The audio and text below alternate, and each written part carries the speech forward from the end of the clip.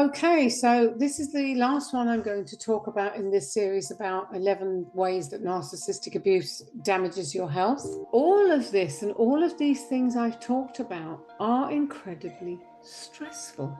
And I want to talk about stress and how stress affects your life and stress and the physical illness link. So all of those symptoms, as I've said, add up to stress. And it's vital to understand that emotional abuse and physical pain or illness are closely connected. There's so much evidence now for the mind-body connection that you absolutely have to be aware of it. It's really vital to healing. When you're dealing with such an overload of emotional issues, you can bundle it up into one big ball of stress. And stress is a huge factor in causing physical illness. Because basically your nerves are constantly on edge. Your body is not functioning the way it's meant to. You're constantly living on a knife edge, and your body starts to break down due to the prolonged stress overload. And this type of stress is what can and does lead to cancer, heart attacks, hypertension, and a host of autoimmune diseases. Now, the important thing to know is that these symptoms do not just go away once you get out of the relationship. And that's for two reasons. One is because the body has learned to live in a constant state of stress, almost as if it's become normal for you, but it's not normal.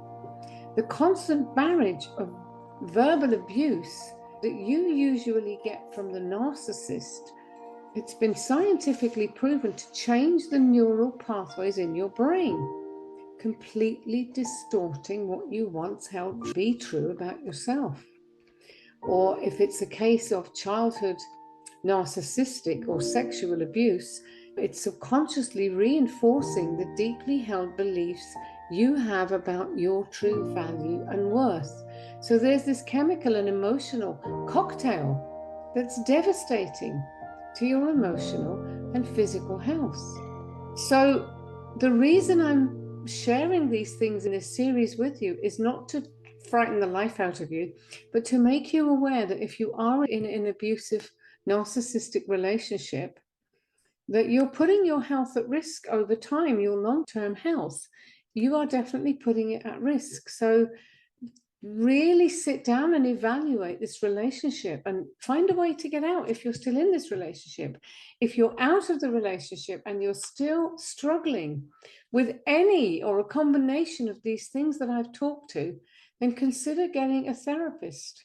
I'm a British certified therapist. If you'd like to connect with me, by all means, message me or connect with me in Facebook or send me an email. It's on my website. But do something to start helping yourself to heal, because your long-term health depends on it. So in the next series, I will share with you some tips on what you can do to start healing from this abuse. So thank you very much for tuning in, and I will see you again soon with some more tips on how to help you to improve your life around this whole world of narcissistic abuse. Okay, thank you. Bye for now.